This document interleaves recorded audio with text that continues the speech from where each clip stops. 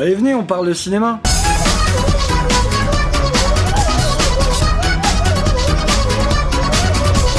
Ça vous est déjà arrivé de finir un film en vous disant littéralement que vous avez perdu 1h30 de votre vie? Eh ben moi oui. Des films si mauvais que déjà au bout de 10 minutes tu sens que ça va être de la merde. Bon après les films j'y regarde quand même jusqu'au bout hein. Mais c'est surtout pour savoir s'ils arrivent à faire pire. Et en général, je suis pas déçu. J'ai donc été puisé dans les toilettes du cinéma, et il y a carrément beaucoup de choix. Aujourd'hui, on va se consacrer uniquement au cinéma américain, mais ne vous inquiétez pas, le prochain top sera consacré aux films de merde français. Alors c'est parti pour 5 films oubliables américains. Ça vous bouffe la vie. Non, je sais pas quoi faire de lui. Et j'ai peut-être trouvé une idée pour la présentation, j'en sais rien du tout. Hello my baby, hello my honey, hello my ragtime gal. L'histoire se concentre sur Tim Avery, un dessinateur de bande dessinée qui découvre un masque nordique ancien, celui de Loki, le dieu de la malice. Ce masque confère à son porteur des pouvoirs extraordinaires, mais il peut également créer le chaos. Tim a rencontré involontairement le masque et découvre qu'il a des pouvoirs surhumains. Cependant, sa vie devient rapidement chaotique lorsqu'il se rend compte que sa femme est enceinte et que son bébé à naître a des effets du masque. Le bébé, Alveri, développe des pouvoirs similaires à ceux du masque, ce qui entraîne des situations hilarantes et parfois dangereuses. Tim doit jongler entre sa vie personnelle et son travail et gérer les conséquences de l'utilisation du masque par son fils. Pendant ce temps, Loki, le dieu nordique, est à la recherche de son masque et est déterminé à le récupérer, ce qui ajoute un élément de danger et de tension à l'histoire. Bon, je sais qu'on commence fort avec une bonne grosse purge, mais surtout vous inquiétez pas, ça va empirer. Le Fils du Masque est une comédie fantastique américaine sortie en 2005 et réalisée par Lawrence Gunterman, qui aura réalisé Comme Chien et Chien en 2001, donc Le Fils du Masque est son deuxième et dernier film en tant que réal. Et c'est peut-être pas plus mal. On y retrouvera au casting Jamie Kennedy, que j'ai adoré dans Scream, mais qui se demande clairement ce qu'il fout dans ce film, Alan Cumming, que j'ai adoré dans Josiane de Pussycat, mais qui se demande clairement ce qu'il fout dans ce film, et Taylor Howard, que j'ai adoré dans... Le film explore les défis auxquels Tim est confronté en imposant de contrôler les pouvoirs de son fils, tout en évitant les ennuis causés par le masque et en offrant un mélange de comédie et d'aventures fantastiques. Et le tout est complètement loupé. Ce n'est pas drôle, le bébé est juste une vision de l'enfer, c'est pas drôle. Oui, je sais, je l'ai dit 2 fois. Mais c'est The Mask, bordel, ça doit être drôle! Bon, je vais pas commencer à m'énerver tout de suite parce qu'il reste encore 4 films. Et ce putain de numéro 1...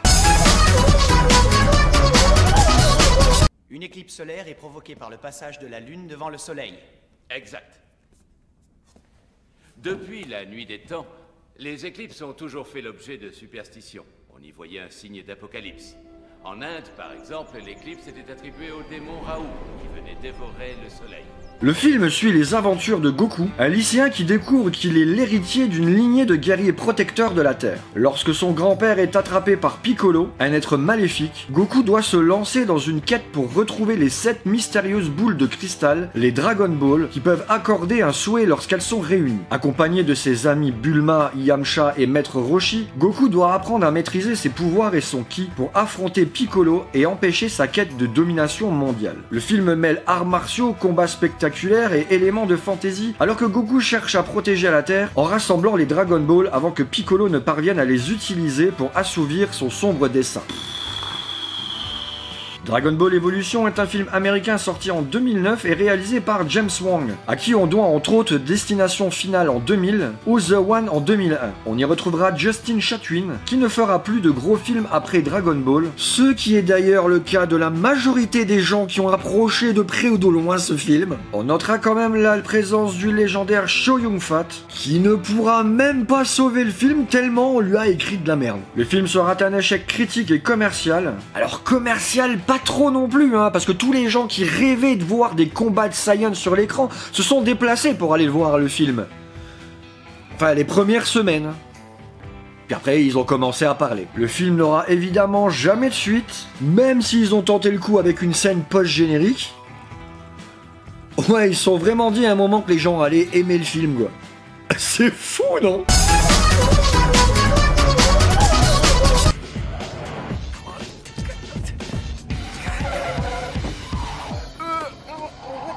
on now.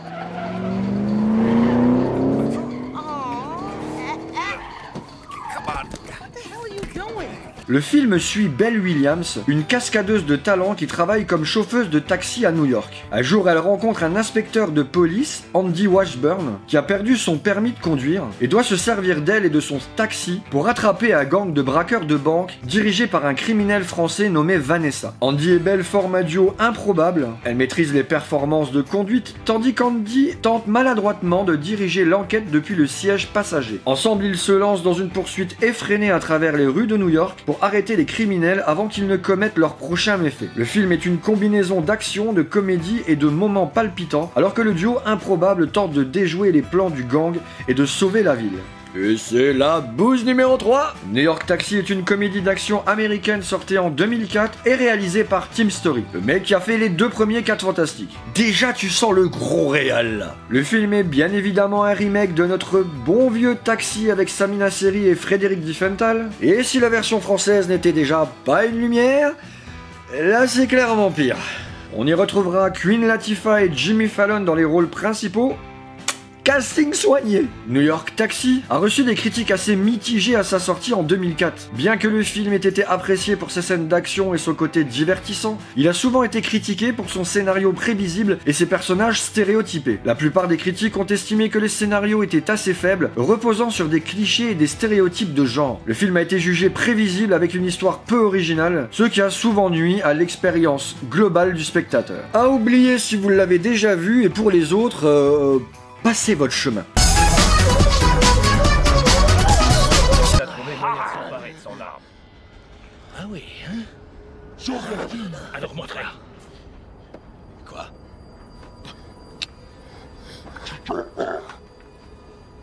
Prenez-lui son arme.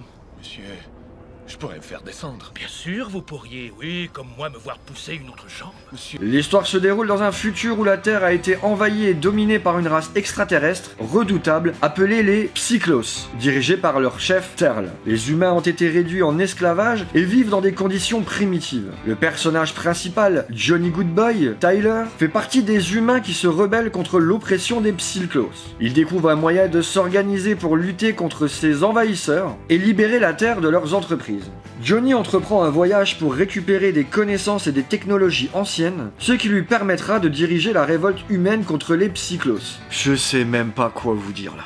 Battlefield Earth est un film de science-fiction américain sorti en 2000 et réalisé par Roger Christian, qui n'aura rien fait de vraiment notable. C'est parce que c'est sûrement la scientologie qui a dû lui prendre trop de temps. Le film contient pourtant un casting intéressant comprenant John Travolta, Forest Whitaker ou encore Barry Pepper et Kelly Preston. Battlefield Earth est souvent considéré comme l'un des pires films de science-fiction de tous les temps. Basé sur le roman éponyme de L. Ron Hubbard, le fondateur de l'église de Scientologie, le film a été lourdement critiqué pour de multiples raisons. La réalisation et les effets spéciaux ont également été jugés médiocres, voire risibles, ne parvenant pas à créer l'immersion attendue pour un film de science-fiction. La direction artistique et la qualité visuelle ont été fortement bâclées, donnant à l'ensemble un aspect peu professionnel. En somme, Battlefield Earth a été largement considéré comme un échec critique et commercial majeur, souvent cité comme l'un des plus grands gâchis du cinéma, tant de point de vue narratif que technique. Sans parler de tous ces plans inclinés tout le long du film qui te foutent juste la gerbe. Bref, avant de passer au numéro 1 de ce top, n'oubliez pas, abonnez-vous, le pouce bleu pour le référencement c'est super important, sinon vous avez le Tipeee ou le bouton rejoindre pour soutenir la chaîne. Bon, l'heure est grave. Oui, parce que là on touche directement à mes souvenirs d'enfance. Alors il y en a eu des adaptations de merde. Mais là on a vraiment atteint un cap dans le j'en ai rien à foutre du cinéma, je veux juste faire du fric. Donc je vous laisse avec le numéro 1 de cette liste et on en reparle juste après. Promis. C'est pas très bon signe. Je te présente Sienna. Gurad la recherche également.